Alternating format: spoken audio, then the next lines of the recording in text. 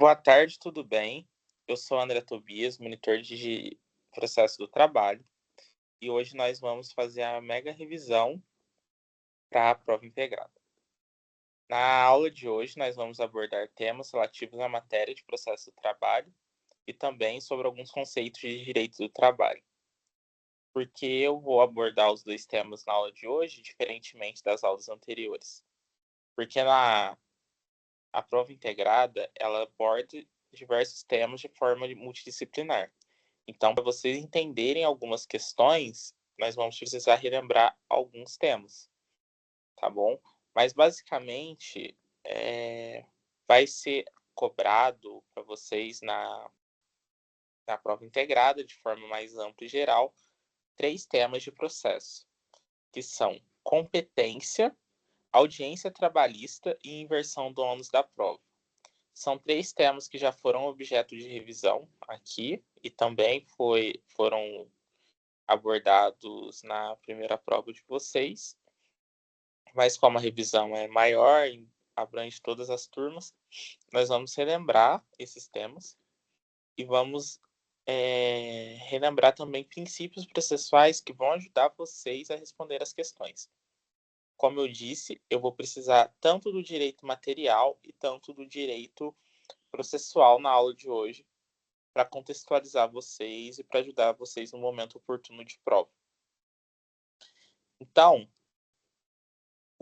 primeiro passo que nós vamos falar na aula de hoje são sobre os princípios do direito do trabalho. O princípio mais conhecido e mais falado quando nós pensamos em direito do trabalho é o princípio da proteção. Que esse princípio da proteção, ele em regra favorece o trabalhador, que é o princípio, em latim nós utilizamos o termo pro labore, pró-trabalhador. Então, quando vocês estiverem resolvendo uma questão ou estudando direito do trabalho, vocês precisam entender que o direito material vai aplicar a regra que é mais favorável ao trabalhador. Portanto, eu vou trazer um exemplo para vocês para exemplificar isso. No processo do trabalho, quando nós falamos de mais favorável, aqui a gente pode utilizar também um princípio de lei, uma lei que seja mais benéfica para o trabalhador e ela esteja no mesmo grau de valoração, ela pode ser utilizada para defender o direito desse empregado. Mais para frente na aula de hoje, nós vamos ver a diferença de trabalhador e de empregado e quem são os empregados. Vai ser muito importante para vocês entenderem a competência. Então, é um tema puxando o outro. Passando para outro princípio do direito do trabalho, nós vamos falar sobre o princípio da primazia da realidade. Dentro do processo do trabalho, a maioria dos processos buscam a verdade naquilo que é proposto. Você tem uma situação e as duas partes se divergem, por isso que existe um processo. E no processo do trabalho, o que está escrito não necessariamente é o que vai ser seguido. Espera aí, André, o que você quer dizer com isso? Eu quero mostrar para vocês que no princípio da primazia da realidade prevalece o que ocorre na prática sobre o que está formalizado. Muitas vezes, em relações de trabalho, as pessoas fazem anotações na carteira de trabalho e essas anotações não correspondem com o que essas pessoas fazem no seu dia a dia. Um exemplo: uma pessoa é ajudante geral na empresa e ela ocupa o cargo de mecânico e tem uma grande diferença salarial. No momento que você entra com a ação, o direito material ele vai mostrar para quem for julgar que o direito da primazia da realidade precisa ser aplicado, porque independente de documento, de contrato de trabalho, precisa ser dado ao trabalhador o que ele realmente desempenhou. Veja, é muito fácil pensar nesse princípio, porque seria muito mais muito mais difícil o empregador provar e ter essas anotações corretamente. Então, numa possível ação, usando o princípio da primazia da realidade, você consegue pegar diferenças salariais, entre outros benefícios que são de direito do trabalhador. Princípio da irrenunciabilidade. Os direitos trabalhistas, eles não podem ser renunciados pelo empregado. Isso daqui nós estamos falando um pouco sobre férias, 13º, sobre horas extras. Quando o empregado ele recebe um valor, necessariamente, se está previsto na CLT, ele vai receber esse valor e ele não pode renunciar. Ele não pode negociar esses valores também. Por exemplo, eu quero trabalhar para você no regime CLT, mas eu não quero receber 13º. Ele não tem esse poder. E caso ele se oponha em receber esse poder, esse valor, ele não pode, o empregador é obrigado a pagar esses valores a ele. É um princípio também de proteção, porque se o trabalhador pudesse renunciar a esses valores, ele também, de alguma certa forma, podia ser coagido a não receber esses valores para conseguir um emprego. Porque se a pessoa pudesse não receber o 13º, o empregador, em muitas das vezes, iria coibir a pessoa a não receber o 13º. Também é um princípio de proteção ao trabalhador. Outro princípio do direito do trabalho, terminando agora a fase material, sobre princípios, é o princípio da continuidade da relação de emprego. Presume-se que o contrato é por prazo indeterminado. Em sua regra, os contratos são de prazo determinado, e aí vão ter outros dois tipos de contrato, que são o contrato por prazo determinado, que são geralmente contrato de experiência, que são 90 dias, tem regras especiais, e o contrato de trabalho intermitente, que é quando a pessoa trabalha mais de forma sazonal, e quando vai e volta, e constitui um contrato. Essas são as formas.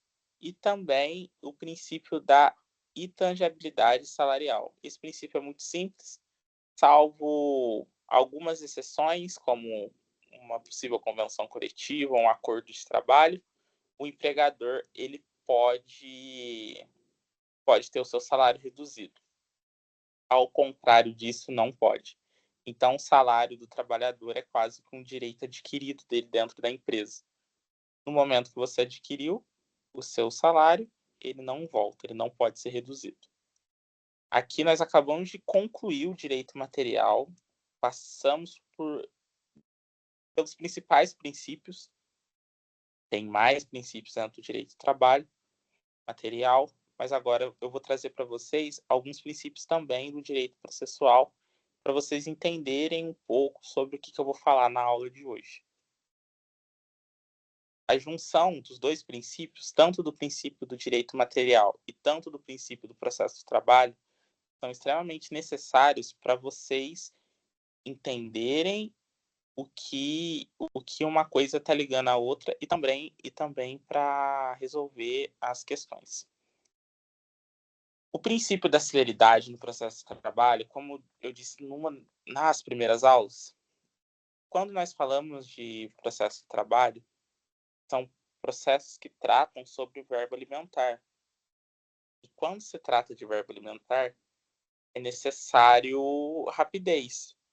Porque imagina uma pessoa que está há 3 meses com o seu salário atrasado e ela vai na justiça buscar esses valores.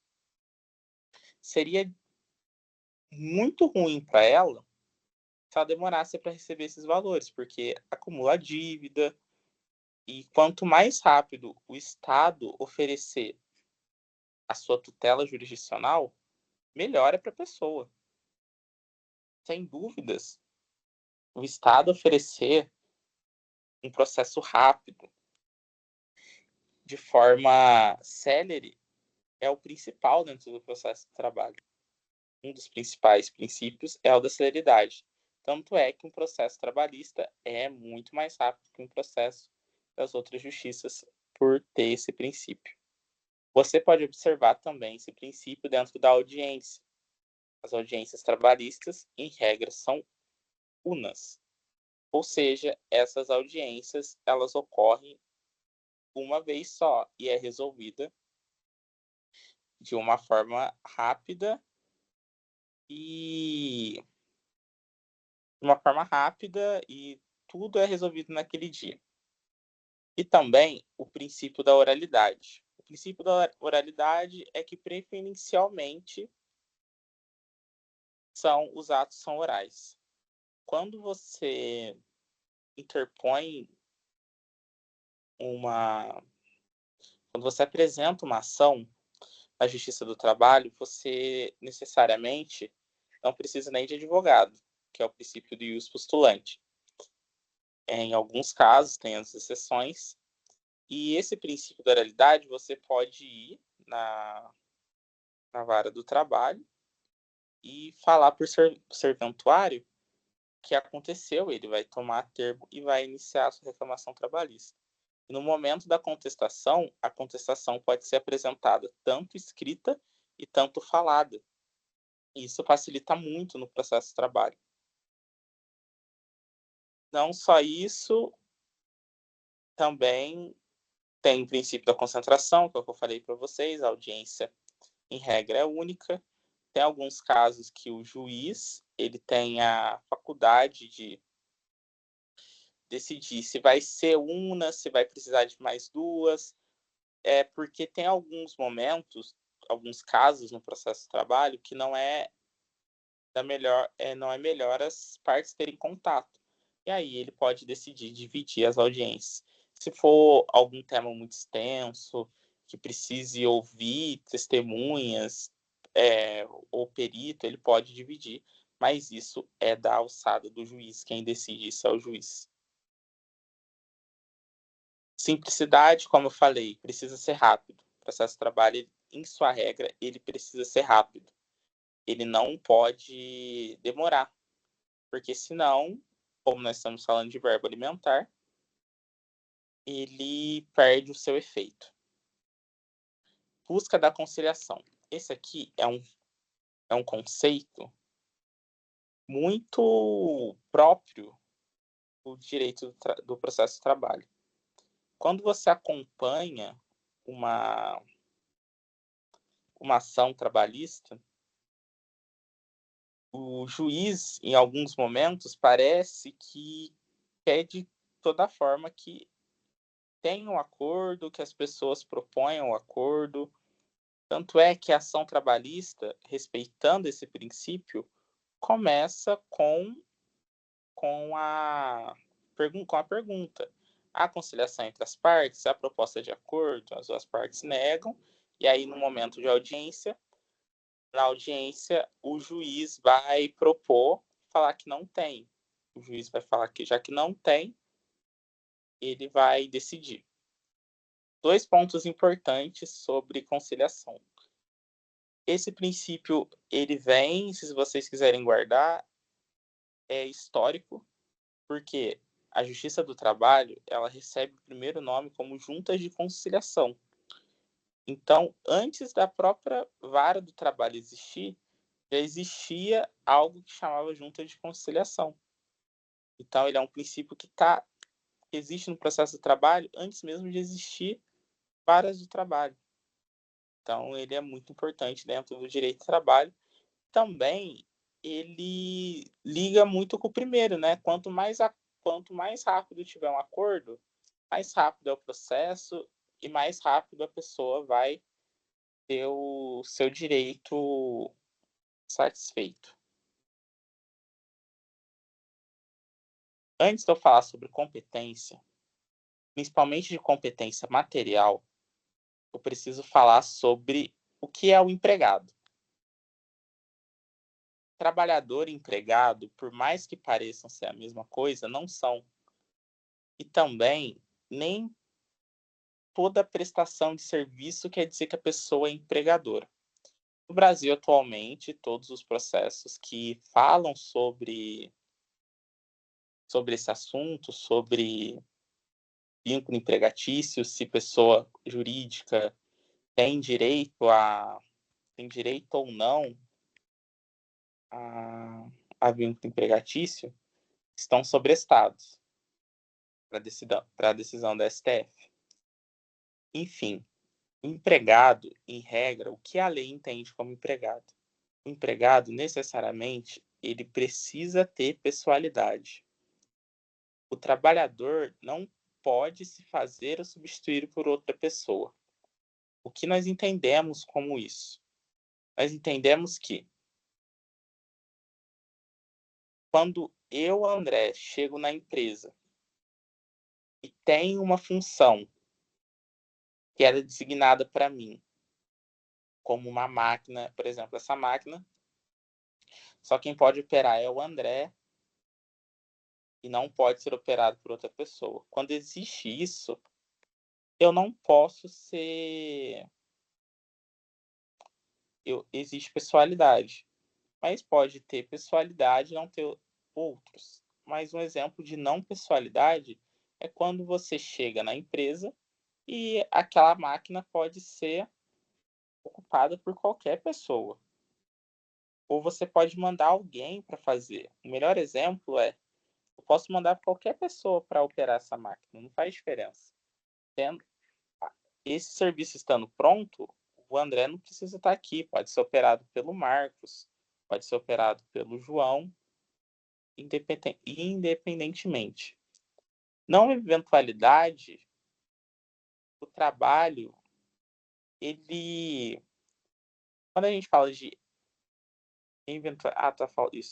eventualidade. Quando a gente fala de eventualidade, é quando uma pessoa não tem a obrigação de volta. Aqui a gente não fala sobre algo que é diário. Você pode ser empregado e prestar serviços ou trabalhar 2 vezes. Olha, um exemplo bem simples de vocês gravarem.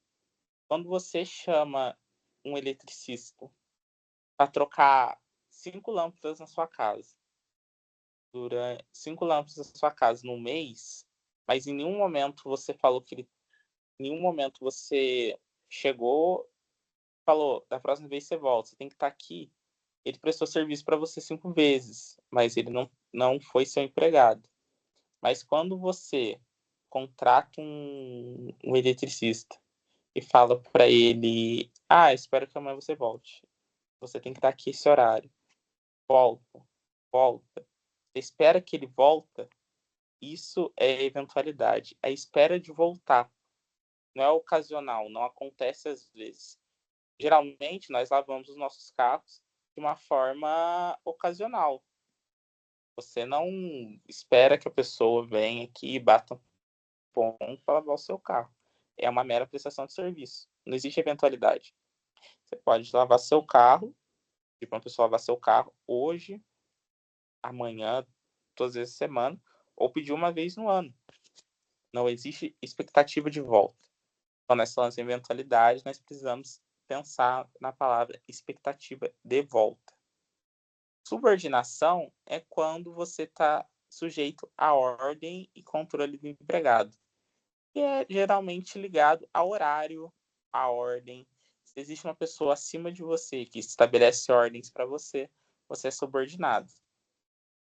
Em alguns casos, existe a subordinação, a pessoa tem liberdade técnica, mas ela usa o uniforme da empresa, ela precisa estar no horário. Mesmo que a pessoa não apresente requisitos para ser subordinada, não aparenta ser subordinada tecnicamente, há outros requisitos que pode definir ela como empregada. Onerosidade é receber salário e pessoa física é você não prestar serviço como PJ. É basicamente esses dois. Então, para você ser empregado, você precisa desses 5 requisitos, que é pessoalidade, não eventualidade, pode ser conhecido com vocês como habitualidade, subordinação, onerosidade ou pessoa física. Necessário esses 5 requisitos para ser considerado empregado, e esses 5 requisitos, eles que vão formar você ser empregado, e eles vão te poder estabelecer que você pode pesquisar, pode entrar com ações na Justiça do Trabalho. Caso contrário, provavelmente você será apenas um prestador de serviço e não será da alçada da Justiça do Trabalho. Eu falei para vocês sobre competência, apresentei para vocês anteriormente que é empregado, porque isso vai ser necessário para vocês entenderem sobre competência material. Antes eu vou abordar também competência territorial, mas para vocês entenderem. Para estar na Justiça do Trabalho, você precisa ter essa relação. Um mero prestador de serviço vai debater suas demandas em outra justiça. E também tem alguns casos que são, por mais que pareçam relação de trabalho, são debatidos em outras justiças, como funcionário público, ele não busca a Justiça do Trabalho, se ele for estatutário, ele vai buscar a justiça comum, justiça estadual, e também pessoas que são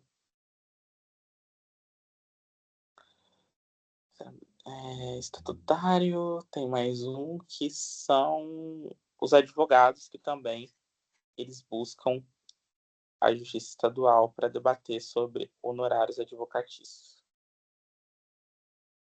O conceito de competência é o poder de julgar as causas trabalhistas. A Constituição de 88, ela traz no artigo 114 o que a Justiça do Trabalho pode julgar. E é importante relembrar também, né, a Constituição, ela basicamente ela atribui poderes para os outros códigos, para as outras leis anteriores, né? A Constituição que vai pautar sobre o que a CLT fala e o que ela abrange. É muito importante vocês lerem o artigo 114 da Constituição, porque fica mais fácil vocês observarem com clareza e certeza o que a Constituição prevê em competência. A competência material,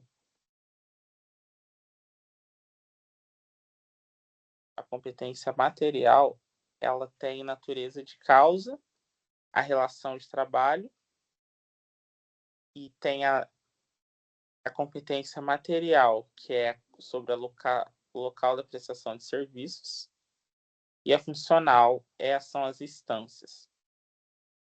Quando nós falamos de competência funcional, são discussões sobre aonde a competência deve ser feita.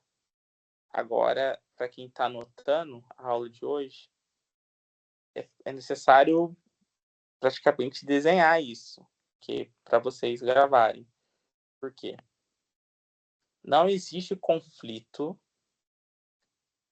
entre vara do trabalho, TRT e TST. Em caso de conflito, que fica com quem tem a maior hierarquia. Fácil de entender. No Brasil, é um país de dimensão continental. Em alguns pontos, não temos justiça do trabalho especializada. Nós temos um juiz investido como juiz estadual, que tem como, dentro da sua jurisdição, julgar relações de emprego. E caso esse juiz tenha alguma situação que vá contra um juiz da vara do trabalho, quem vai decidir isso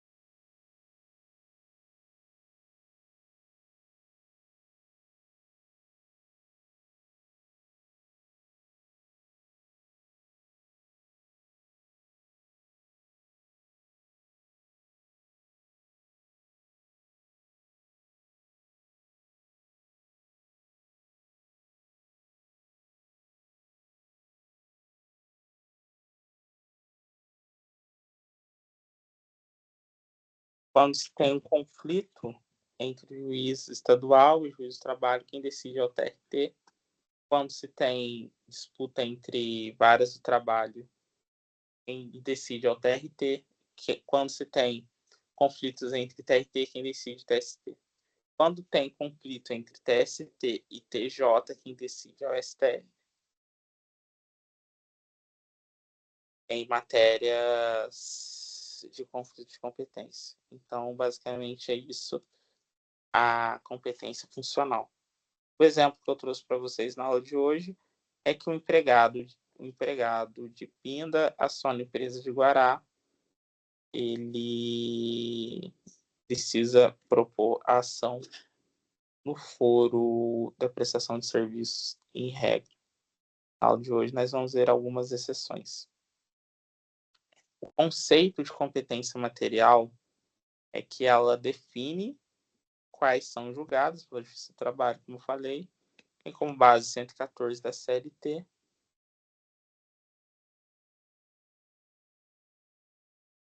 A competência material é decorrente da relação de trabalho, emprego autônomo, temporário ou terceirizado. Ações de indenização por danos morais materiais oriundos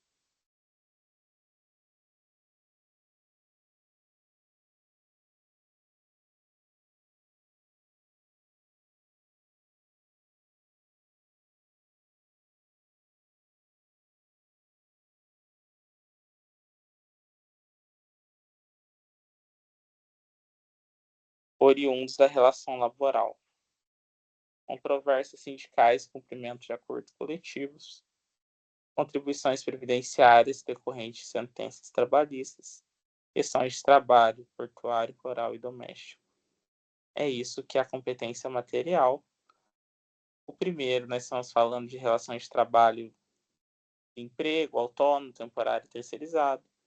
Ação por danos morais, que são ocorridos da relação de trabalho, são os acidentes de trabalho, basicamente também são competência da Justiça do Trabalho. Controvérsias sindicais, cumprimento de acordos coletivos. Essas ações, em regra, são propostas em segundo grau. Contribuições previdenciárias decorrentes de sentenças trabalhistas, em regra, né, a Justiça Previdenciária é feita pela Justiça Federal, com ações contra o INSS, mas quando você é condenado na Justiça do Trabalho, é responsável por executar essas sentenças. Então, as varas do trabalho, a Justiça do Trabalho. Questões de trabalho portuário, rural e doméstico.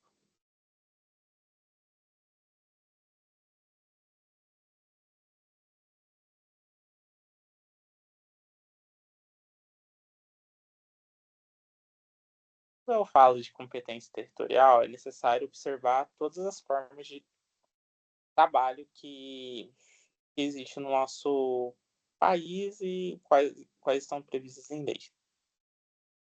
Tem o caso geral, que é grande parte da população trabalha assim, que é quando você trabalha num lugar fixo, você fica nesse lugar e você não altera a prestação de serviço.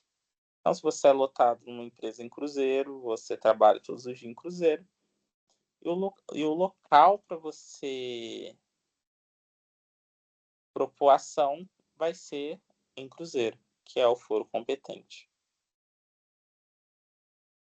Outro caso também que é necessário relembrar quando nós falamos sobre competência é que a competência ela serve para facilitar o processo. Por mais que seja estranho o empregado não poder ajuizar uma ação perto da sua casa, mas talvez aquela vara do trabalho ela não esteja com a melhor condição para averiguar aquilo. Porque geralmente as testemunhas residem no lugar onde trabalhou, a empresa tem sede ali, uma possível perícia vai ser feita lá também. Então é necessário sempre relembrar esses pontos para gravar para vocês. Então, se uma empresa fica no lugar, fica mais fácil para quem é competente naquele lugar julgar a demanda.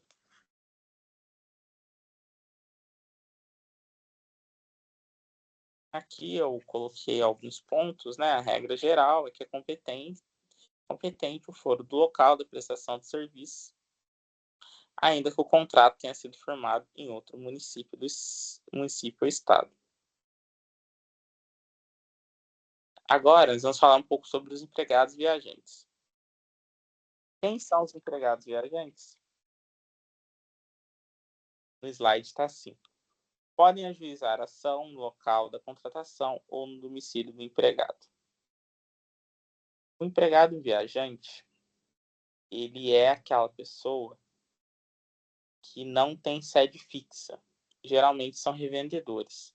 São pessoas que oferecem o produto em vários locais, por exemplo, uma máquina de cartão de crédito. O trabalho dela é ir de comércio em comércio todos os dias, de segunda a sexta, para apresentar a máquina de cartão de crédito para diversas pessoas e ela não para em um município só.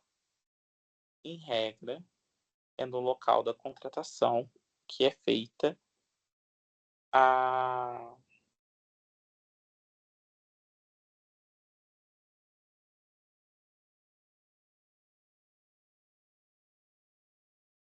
o local da contratação que é feita a local da contratação que é feita ou domicílio do empregado.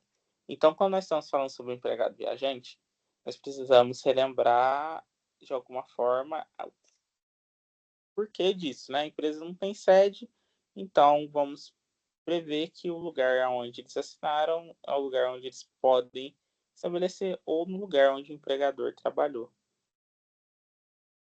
Quando quando trabalho é prestado em vários locais, aqui nós falamos sobre pessoas que trabalham no circo, pode ser em qualquer lugar onde houve a prestação de serviço. Porque a pessoa passou em diversos lugares, geralmente essas pessoas vão ajuizar nos lugares onde elas vão residir, ou lugar onde ela tem mais facilidade, né? Porque é muito difícil você viajar o país inteiro e escolher um lugar para ficar, é bem complicado. Ajuizar uma ação, algo que não tem sede. Então, geralmente, eles vão escolher a pessoa que vai entrar com a ação, um lugar que fica mais fácil para o cliente dirimir isso. Trabalhador brasileiro no exterior. Quando nós falamos de trabalhador brasileiro no exterior, nós precisamos pensar da seguinte forma. A lei, para você discutir uma lei, precisa ter sede no país, a lei ser aplicada lá, ter uma infração lá e não tiver acordo entre os países sobre esse tema. Se você foi para o Japão, e no Japão a hora mínima trabalhada por semana são 50 horas. No momento que você chega no Japão, você vai seguir as regras de lá. E você não pode entrar com uma ação aqui no Brasil para requerer essas horas que excedeu. É o normal do Japão, então você não vai entrar em discussão sobre isso. É o normal lá e aqui no Brasil é diferente, mas cada país tem a sua liberdade e a sua soberania para estabelecer sobre relações de trabalho. Agora, ao contrário pode acontecer. E é você ir para um lugar onde você tenha 30 horas semanais, como obrigatório, você elaborar 40, essa empresa tendo sede no Brasil, não tendo acordo internacional sobre o tema, você pode chegar aqui e propor essa ação. Esses são requisitos. Então, precisa ser uma infração de uma lei estrangeira, a empresa ter lei aqui e não tiver acordo sobre o tema aqui no Brasil. Vamos falar um pouco sobre cargo de confiança, que vai ser objeto da prova de vocês. É sobre direito material. Isso daqui vocês veem na aula de Direito do Trabalho, mas é sempre bom relembrar um tema, ele ainda está no guarda-chuva da CLT, tem previsões na CLT que protege essa pessoa. O cargo de confiança, ele não tem ligação direta com o nome. Uma pessoa pode ser gerente, não necessariamente ocupar um cargo de confiança. O cargo de confiança, ele é muito mais sobre o que ele parece. Geralmente, uma pessoa que ocupa cargo de confiança, ela tem nome de gerente. Se você chegar num supermercado aqui mais próximo, chegar numa loja, provavelmente quem ocupa o cargo de confiança vai ser conhecido e chamado popularmente como gerente. Mas em alguns lugares, empresas maiores, por ter diversos setores, pode-se utilizar o termo gerente também, mas essa pessoa necessariamente não tenha um cargo de confiança. E o que você precisa para ter um cargo de confiança? O cargo de confiança, ele tem poder de gestão e autonomia decisória. Então, quando você pode gerir pessoas, você também pode delegar funções, você troca escalas, você determina talvez uma demissão. Esse poder, ele é um poder que ele é do cargo de confiança. Ele vem e é o que caracteriza o cargo de confiança. É definido na CLT que a gratificação precisa ser 40% superior ao salário do cargo efetivo. Mas agora eu trago um ponto bem importante que eu trouxe lá atrás sobre princípios. Se existe o princípio da irredutibilidade do salário, a pessoa também pode ter seu salário diminuído? Se ela foi gerente e voltou a ser trabalhador normal? O entendimento atual é que não. Quando você é gerente e ocupa uma função, o gerente perde, você perde esse valor também, que era desempenhado por algo que você faria dentro da sua profissão. A função não afasta o direito trabalhista, então o gerente ele precisa ter todos os direitos trabalhistas resguardados, entre outras coisas. Empregado hipersuficiente. Quando nós falamos de direito material, depois da reforma trabalhista, eu não vou entrar no méritos se foi benéfico, aí é de ponto pessoal de cada um. Ela trouxe que dentro do 611A, 611B, tem a parte de coisas que podem ser negociáveis e coisas que não podem ser negociáveis. E ela deu o poder para o empregado hipersuficiente poder negociar. Porque o legislador pensou, se uma pessoa que tem diploma de nível superior, ela vai receber 2 vezes o teto do INSS, ela vai poder negociar de forma individual as suas condições contratuais.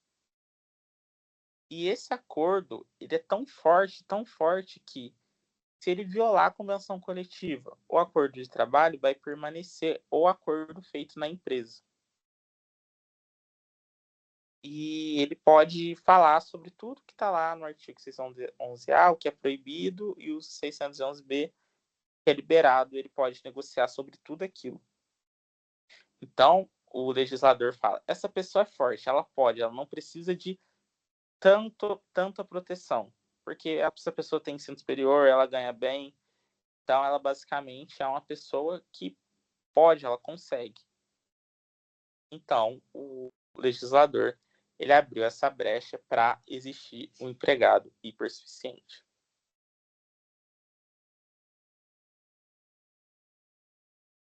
A gente falou sobre alguns pontos que vão cair na prova integrada de vocês, que são os princípios, que são os requisitos do vínculo empregatício. Eu trouxe o conceito de empregado. O conceito de empregador ele é mais simples, ele é basicamente quem delega funções. De fato, esse é o empregador. O contrato, ele tem o ônus de receber pagar o funcionário. Esse é o conceito de empregado e empregador. E eu vou falar um pouco sobre a audiência trabalhista. A audiência trabalhista, ela nada mais é que a junção de todos os conceitos que eu falei para vocês.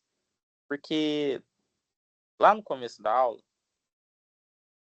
toda vez que eu ia mostrar um princípio, eu remeti à audiência. Por quê? Porque a audiência ela é a forma mais lógica de você ver todos esses princípios do direito do processo de trabalho, que é o princípio da oralidade. Não tem como você falar de direito do trabalho sem falar de oralidade. Precisa ter audiência para ter o direito, basicamente. O direito do trabalho, ele vive, ele pulsa com a oralidade. Então, eu vou falar alguns tipos de audiência que existem no processo de trabalho e para que cada uma serve. A audiência inicial, ela ocorre depois do ajuizamento da ação e tenta conciliar e a apresentação da defesa. Quando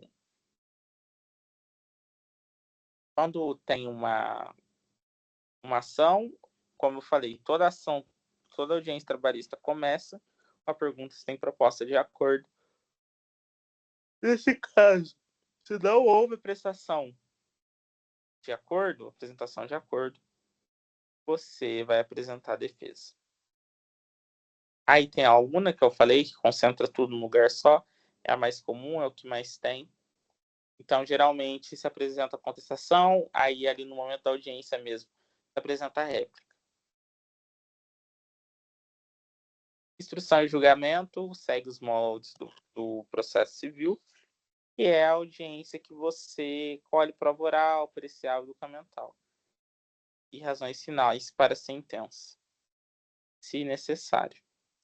Como eu falei, geralmente tudo isso, a inicial e a de instrução e julgamento pode acontecer uma vez só.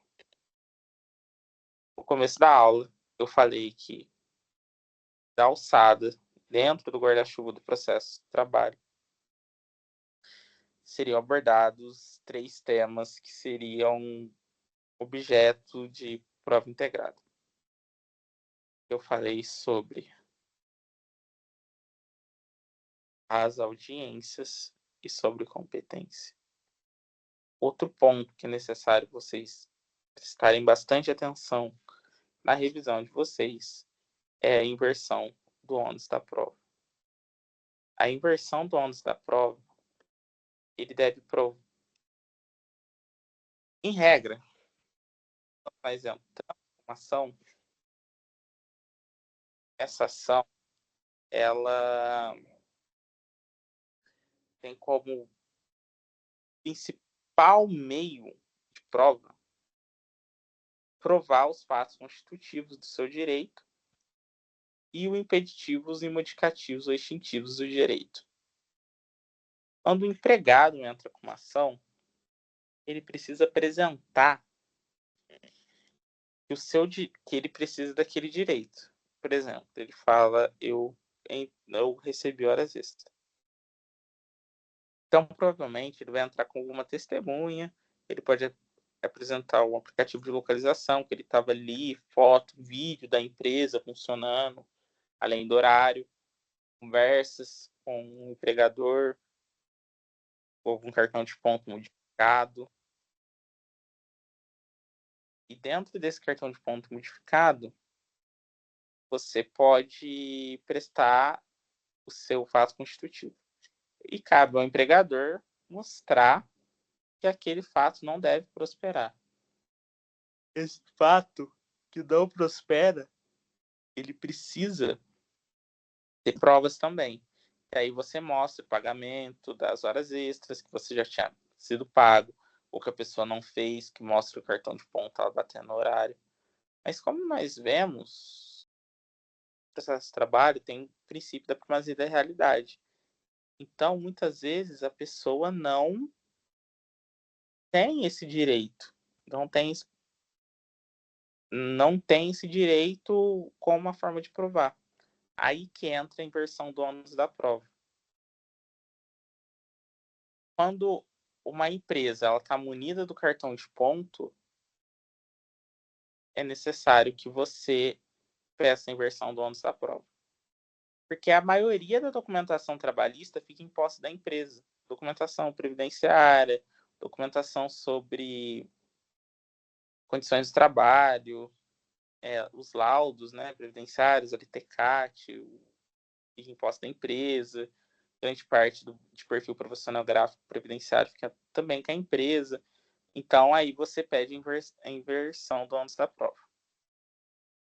Não só isso, quando a empresa possui melhores condições técnicas ou documentais para comprovar o fato, e quando o trabalhador está em situação de hipossuficiência ou impossibilidade de produzir a prova. Também quando houver verossimilhança nas alegações do empregado, e o exemplo que eu trouxe aqui para vocês foi o exemplo do cartão de ponto. Para finalizar a aula de hoje, terminar a revisão de hoje, trazer alguns pontos para vocês e lembrarem, basicamente para gravar para a prova para alguns na terça, para outros na quarta, que é os princípios do direito do trabalho. Vamos relembrar sobre o princípio da celeridade, horário, esse direito do trabalho, princípio da proteção do trabalhador, princípio dentro do processo do trabalho, os princípios de oralidade, princípio da celeridade, que estão dentro do processo de trabalho. Também é válido relembrar que os requisitos para você ter o vínculo empregatício são você ser uma pessoa física, que você ter pessoalidade, uma função que só você pode ter na empresa, você não pode mandar outra pessoa para fazer. Habitualidade, que é quando você tem expectativa de volta, você vai para a empresa toda terça e quinta, não precisa ser de segunda a sexta, toda terça e quinta você precisa estar lá como pessoa física e habitual. Subordinação é quando você, não necessariamente só tecnicamente, você precisa estar na empresa para, de alguma forma, você vai usar o uniforme da empresa, você vai ter horário para entrar e para sair. É uma forma de subordinação, não só subordinação técnica, e também a onerosidade, que é o pagamento de salário. A onerosidade, ela pode ser vista e pode ter uma grande modificação, pois quando nós falamos de onerosidade, nós estamos falando de pagamento. Então, um trabalho voluntário, onde não há expectativa de pagamento, não pode ser considerado um emprego, não pode se relacionar a um trabalho, assim, de certa forma. O contrato de trabalho ele pode ser em regra determinado e indeterminado, que ele não termina, a expectativa é que ele perdure, e há dispositivos de lei que incentivam que isso aconteça, como a multa de 40%, na FGTS, que é quando a pessoa é demitida, o empregador paga uma multa, né, para desincentivar as demissões, e também há empregados que são empregados que vão e voltam, que têm um contrato, e também dentro do processo de trabalho nós falamos sobre cargo de confiança, empregado suficiente, cargo de confiança. Não necessariamente é uma pessoa que se chama gerente, mas ela desempenha a função de gerência, a CLT protege ela precisa receber 40% a mais do salário dela de efetivo, e também é protegida pela CLT. E o empregado hipersuficiente são pessoas que, de certa forma, recebem 2 vezes o teto da Previdência, têm um diploma e ela pode pactuar alguns termos que estão no artigo 611 da nossa CLT. É importante vocês se lembrarem alguns pontos sobre relação irregular e ilícita, relembrar sobre insalubridade e periculosidade. Insalubridade e periculosidade não são acumulativos, então, quando você desempenha uma atividade que é insalubre e perigosa, você precisa escolher entre os dois, não tem como você acumular os dois, receber os dois. Mas, em regra, insalubridade é quando você está exposto a riscos químicos, riscos ergométricos também. Atualmente existem regulação de lei que diz que a insalubridade também pode ser de doença ocupacional, mental. Um ambiente muito hostil para a pessoa pode ser considerado um ambiente insalubre. E aí tem as determinações: quanto mais insalubridade, maior é o grau que incide no salário, e quanto menor a porcentagem que incide no trabalho, dentro do seu salário. Algumas atividades podem ser vistas como insalubres, são atividades com hidrocarbonetos, atividades com esgoto, atividades que você respira, né? Por exemplo, em posto de gasolina, você respira aquela gasolina durante muito tempo, e aí você tem condições diferentes para se aposentar. Atividades perigosas são atividades que você, por exemplo, quem liga, quem mexe com eletricidade constantemente, com alta tensão, pode ser objeto de periculosidade. Essa é a grande diferença. O insalubre, ele vai ser um risco que vai durar muito tempo. Você não sabe quando vai ter o problema. Perigoso é quando tá ali e pode acontecer a qualquer momento. Você pode estar mexendo com eletricidade e morrer. Mas quando você está mexendo com algum químico, você pode ter um câncer, mas isso pode demorar 10, 15 anos. A concentração daquilo em longo período vai te trazer danos. Falamos sobre contrato de trabalho, sobre competência. E sobre competência, a competência que define o juízo, a competência que vai definir aonde a sua ação vai ser julgada. Então, um foco de greve, uma ação de greve também é competente da Justiça do Trabalho. É importante vocês lerem o 114 da Constituição Federal para vocês terem certeza sobre competência da Justiça do Trabalho, é o que está lá, não muda em nada, e sobre o que eu trouxe no slide, e também a audiência é o centro do processo. Todos os princípios do processo de trabalho você encontra numa audiência trabalhista. Princípio da celeridade, princípio da oralidade, também tem outros princípios processo, são princípios de publicidade, mas em regra é isso. O ônus da prova garante o equilíbrio processual. É importante relembrar que, quando nós falamos de processo de trabalho, não existe proteção a nenhum lado, porque o processo de trabalho ele é um ramo de direito público, ele busca a paridade das armas entre os lados, mas o ônus da prova ele é feito para nivelar o processo. Então, basicamente é isso. Boa sorte na prova de vocês. Eu concluo a aula de hoje. Tchau.